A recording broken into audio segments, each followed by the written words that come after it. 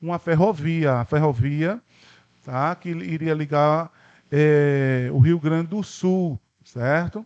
Nesse caso, a mão de obra que vai ser utilizada nessa região é a mão de obra do sertaneja do Nordeste, Pernambuco, Bahia. Quando construíram a ferrovia, além disso, a madeireira prejudicou também a economia extrativista local, chamate.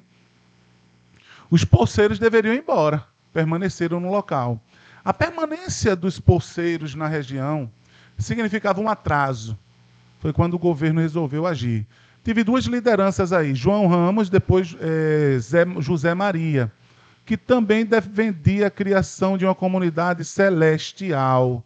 Veja a questão do fanatismo religioso. Foi quando o exército conseguiu matar mais de 20 mil pessoas na invasão e destruir aí, expulsar os poceiros que sobreviveram. A guerra do contestado e Canudos tem um caráter messiânico. Vacina. Rodrigues Alves era o presidente. A revolta da vacina. Uma questão boa de ser cobrado nessa prova de agora, fazendo uma comparação com a vacina atual. A questão da Covid, o negacionismo. Sabia que podia fazer uma comparação e uma questão nisso? Podia, sim.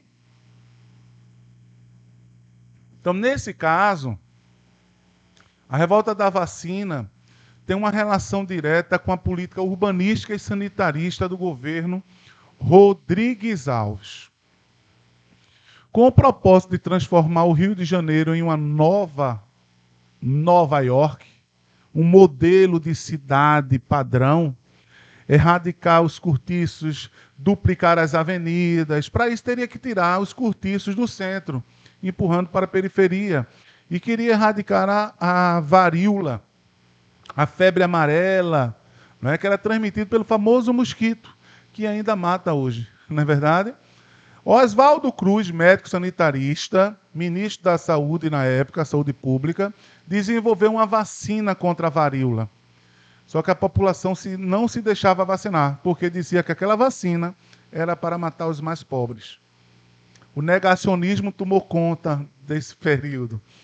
Inclusive a oposição dizia que aquela vacina, que os homens não deixassem suas esposas serem vacinadas, pois era uma vacina que a vacina ela iria ser aplicada na vagina, né? Veja o negacionismo. Outros diziam não, que a vacina era para matar os mais pobres, porque a população já estava insatisfeita. Desemprego, exclusão, sendo obrigada a deixar suas residências no centro e sendo empurrado para a periferia.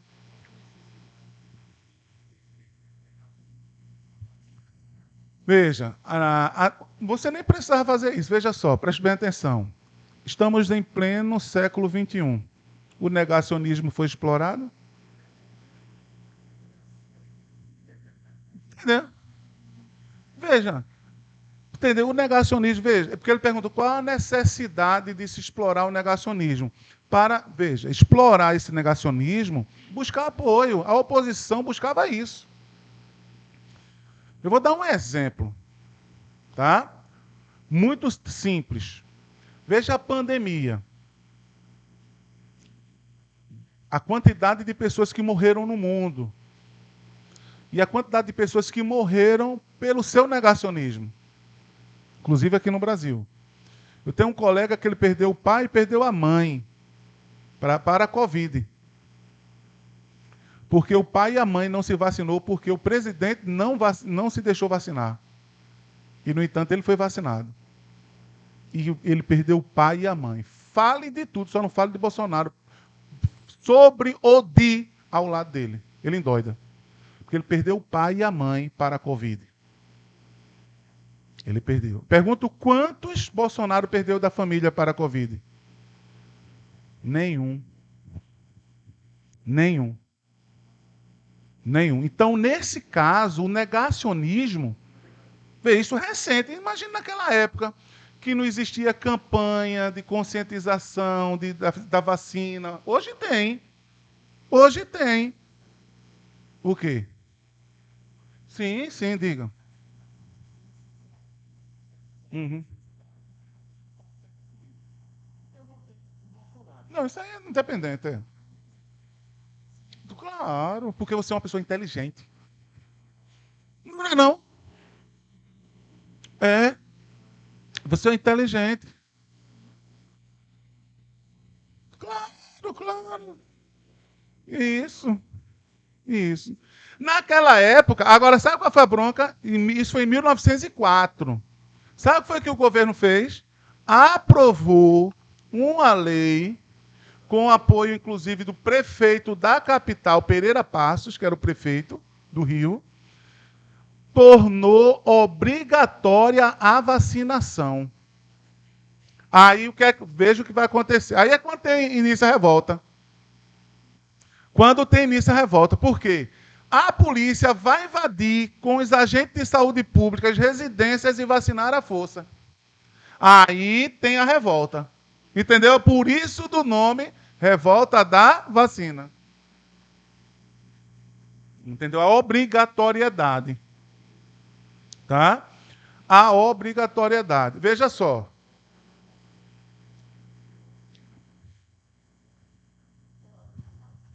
De repente, você poderia ter uma questão na prova, no dia 28, ou até no dia 21 em Bombeiro, fazendo uma analogia, a revolta da vacina com a Covid, a questão da vacinação, o negacionismo. Esse mesmo negacionismo que nós vimos recentemente, na época foi explorado. Tá bom? Vamos lá. O que fez então? O movimento foi reprimido na capital.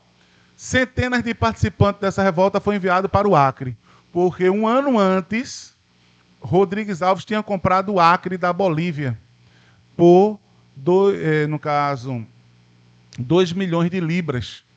O estado do Acre foi anexado ao Brasil.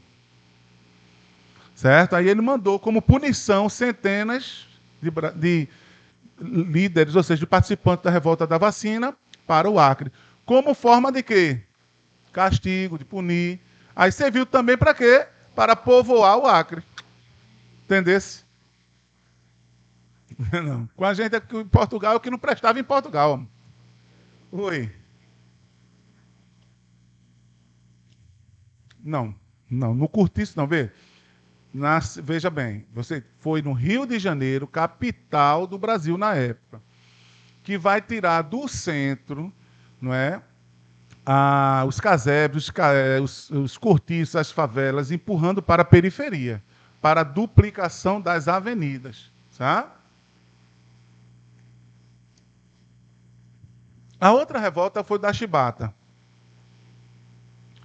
A revolta da Chibata foi uma revolta dentro da Marinha brasileira, contra os castigos corporais aos quais os marinheiros negros eram submetidos. João Cândido, que era um marujo, ao ver um companheiro seu sendo condenado a 250 chibatadas, dá início à revolta. Se rebela dentro do navio chamado Encoraçado Minas Gerais. Encoraçado é o navio de guerra. Encoraçado é navio de guerra, certo? E dá início à revolta da Chibata. E ameaça bombardear a capital se as reivindicações dos marinheiros não fossem atendidas. Outros encoraçados aderiram. Deodoro, São Paulo, aderiram à revolta da Chibata. O que eles desejavam? Fim da chibata, ou seja, dos castigos corporais, melhor alimentação a bordo para os marinheiros, porque quem era castigado principalmente eram os marinheiros negros. Os marinheiros negros, tá? Melhoria do soldo. O soldo é o salário para os militares, tá? E anistia. Anistia, que é o perdão político. O Congresso aprovou, o governo aceitou. Quando eles se entregaram, prendeu em torno de 20 marinheiros. Tenta-se uma nova revolta, mas a Marinha e o Exército reprimiu. A Marinha e o Exército. O líder João Cândido vai ser internado como louco no hospício. Outros participantes vão ser enviados para a Ilha das Cobras, no Rio de Janeiro. Né? Mas aí contribuiu para realmente acabar com os castigos corporais que existia dentro da Marinha. Né? A consequência é o fim dos castigos corporais, mas os participantes pagaram aí com prisões. Né? O governo não cumpriu com o que foi acordado, o que foi prometido. O cangaço, região nordeste do Brasil. O cangaço tem uma relação direta também aí com a concentração fundiária, concentração de terras. Né? O nome cangaço vem de canga. Sabe o que é canga? Não é aquela saída de rolo de banho, não, viu? Hã? Canga, o boi. No interior é muito comum você ver o boi carregando aquilo ali no pescoço, levando várias coisas no seu corpo. Né? Aquilo ali é a canga. Porque o cangaceiro, se você perceber, ele anda cheio de coisa no corpo, né? Que vai lhe ajudar, alimento, água, tudo no corpo. Então, cangaço vem de canga. Quando falamos em cangaço, é automático lembrar de Lampião, como vocês começaram a citar aí. Lampião entrou no cangaço para vingar a morte do seu pai, seu Ferreira, também envolvendo a questão fundiária. E Lampião fez parte do grupo de Seu Pereira. Quando foi em 1922, Seu Pereira abandonou a vida do cangaço, né? Foi para Minas, foi embora. E aí Lampião continuou no bando. Aí você tem o bando criado por Lampião. Né? Lampião dá continuidade. Virgulino Ferreira da Silva, o famoso Lampião que o bicho atirava como ninguém. O bicho era bom no dedo. Diziam que quando ele atirava, parecia à noite, né? Parecia um lampião aceso.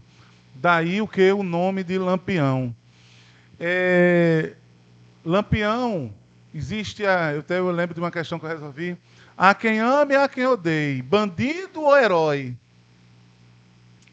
Existem duas linhas de estudo sobre a história do cangaço. Né?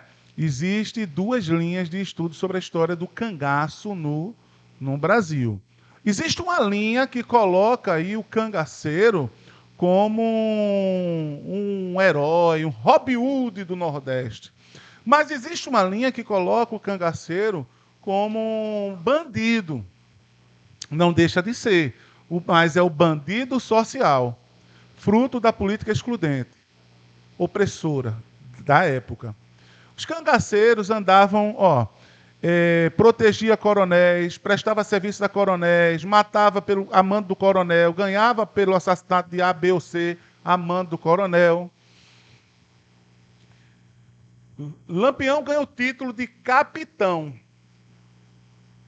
Ganha o título de capitão do Padre Cícero. Padre Cícero, quando vai no caso, Padre Cícero convida Lampião para ir a Juazeiro, do norte. Quando Lampião chega, ele tem um respeito muito grande pelo Padre Cícero, e o Padre Cícero por ele, o respeito era mútuo. Tem um serviço para você. Vou lhe dar o título de capitão, capitão Virgulino, para que você possa combater a coluna Prestes, porque a coluna está chegando no Ceará, certo? A coluna Prestes fazia parte do movimento tenentista. O Luiz Carlos Prestes liderava mais de 1.500 homens armados. E Lampião, com seu bando, era grupo de 30, 40 pessoas para facilitar a sua mobilidade na Caatinga. Eita, agora eu sou capitão, ó. Vou deixar a vida errada. Só que Lampião, o título de capitão que ele tinha, que ele ganhou no Ceará, não tinha validade nos outros estados. Continuava a ser o bandido que a polícia perseguia.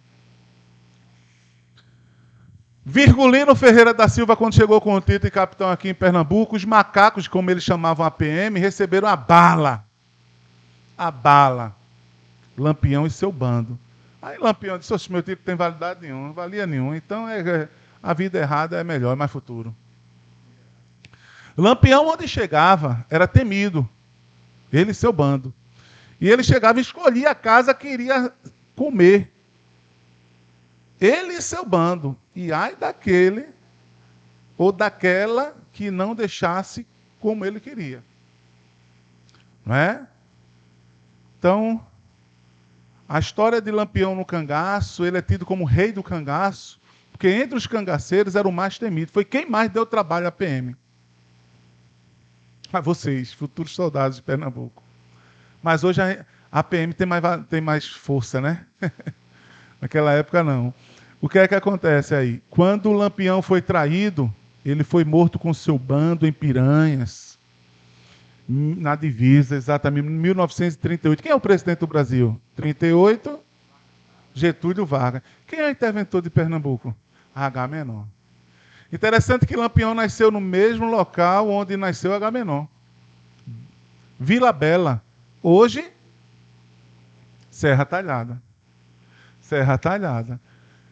Então a morte de Lampião com seu bando marca o fim do cangaço, apesar que até o início da década de 60 o cangaço vai resistindo, mas não com tanta intensidade como com Lampião. Que Lampião é que era o terror, não é? Lampião era o terror, o famoso virgulino. Além do cangaço, eu tenho um movimento tenentista.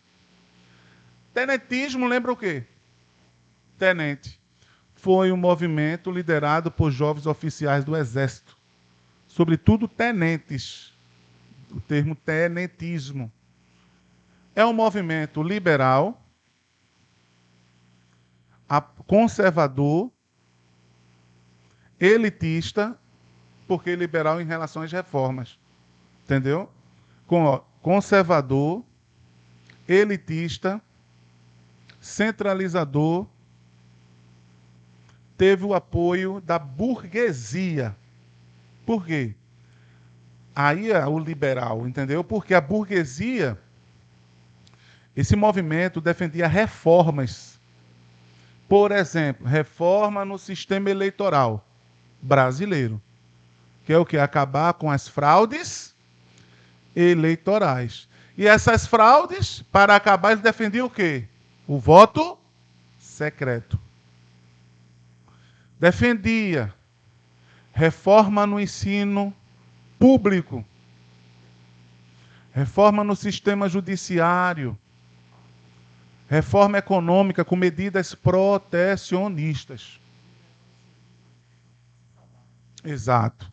Porque é o seguinte, o movimento tenentista vai se opor às oligarquias. Tivemos 3 momentos aí.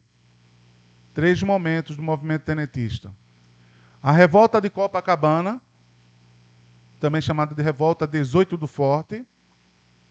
Revolta de Copacabana ou revolta 18 do Forte. Coluna Paulista e a Coluna Prestes. São os 3 momentos. Revolta de Copacabana, também chamada de revolta 18 do Forte. Coluna Paulista, Coluna Prestes. Filhos, vocês têm um documentário que pense em um documentário sobre esse período. O velho Luiz Carlos Prestes. O velho Luiz Carlos Prestes. Está no YouTube. Meu irmão, mostra os principais momentos da história de Prestes no Brasil. Inclusive passando pelo movimento tenentista. O velho Luiz Carlos Prestes. Entendeu? Com ele, inclusive, falando. Certo? Com ele ali mostrando. Né? O velho Luiz Carlos, vale a pena assistir. 1 hora e alguma coisa. Top de linha. Né? Padrão. Veja só. A primeira fase da revolta do movimento tenentista foi tentando evitar a posse do presidente Arthur Bernardes. Foi o primeiro momento. Conseguiu? Não. Arthur Bernardes foi empossado. Isso aí, estou em 1922. Isso tudo é década de 20. 22. Tentando evitar a posse do presidente Arthur Bernardes. Conseguiu? Não. Coluna Paulista. Os paulistas tentam tomar o poder em São Paulo, não conseguem. A Coluna Paulista se junta com a Coluna Prestes. Agora, o auge é a Coluna Prestes. Chamada de Coluna Fênix. Passou a ser conhecida como a Coluna Prestes por causa da popularidade de Prestes. Prestes, por onde chegava, era chamado de Cavaleiro da Esperança. Luiz Carlos Prestes percorreu em torno de 12 estados. 12 estados brasileiros.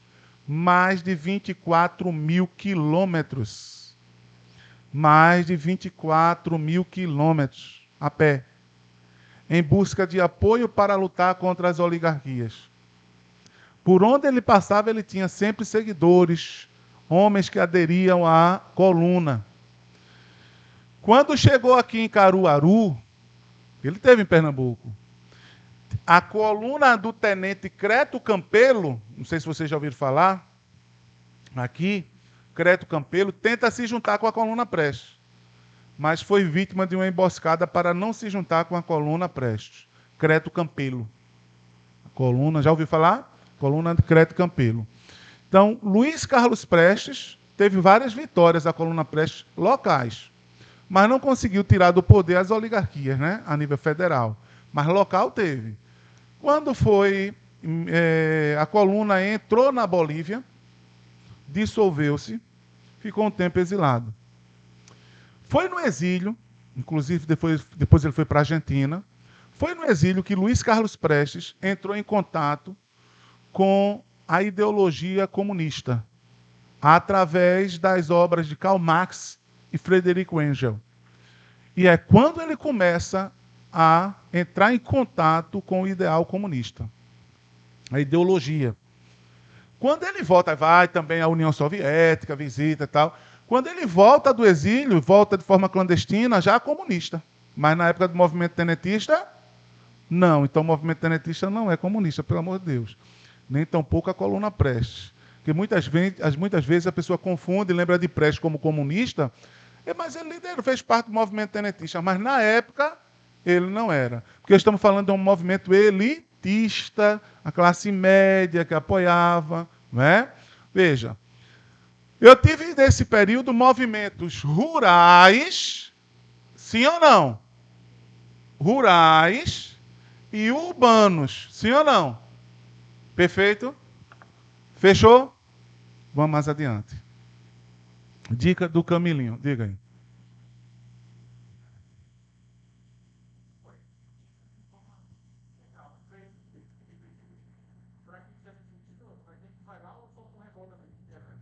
Como? Não estou nem entendendo a sua pergunta. Carlos Prestes.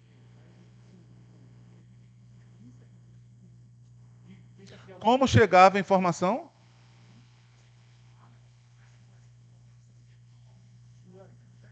Não, homem. O homem é inteligente, homem. Veja, quando ele entra na época do movimento tenentista, ele já se opunha ao sistema que foi instaurado. Quem está no poder, as oligarquias, as fraudes. Se ele via isso na prática ou não. E com relação à ideologia comunista, ele só entra em contato no exílio. Olha só, pessoal. Eu quero chamar a atenção aqui para dois pontos. Aqui, Hermes da Fonseca. Esse aqui eu quero chamar a atenção em particular. Hermes governou o Brasil de 10 a 14. 1910 a 1914. Certo? Olha só. Quando Hermes era marechal. Marechal Hermes da Fonseca. Marechal Hermes da Fonseca. Ele era marechal. Sobrinho do Marechal Deodoro da Fonseca. Quando ele chegou ao poder, nós tivemos um rompimento aqui na política do café com leite. Por quê? Chegou ao poder sem o apoio das oligarquias.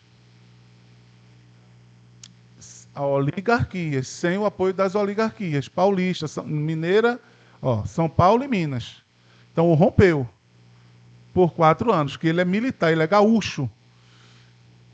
Então veja só, ele era um militar, era marechal, chegou ao poder sem o apoio das oligarquias. O que fez ele no poder? Quando esteve no poder, adotou a famosa política das salvações. Política das salvações. Olha, senhores, a política das salvações fazia com que ele intervisse nos estados e tirasse do poder aquelas oligarquias que não o apoiou nas eleições. Não foram em todos os estados, somente nos estados que ele não teve apoio, como foi no Ceará. Tirou o coronel Acioli do poder, o coronel Acioli foi retirado, mas aí veio Padre Cícero, liderou a revolta de Juazeiro, que reconduz a oligarquia cearense ao poder. Certo? Política das salvações. Destaco para vocês aqui, ó, nomeação do pernambucano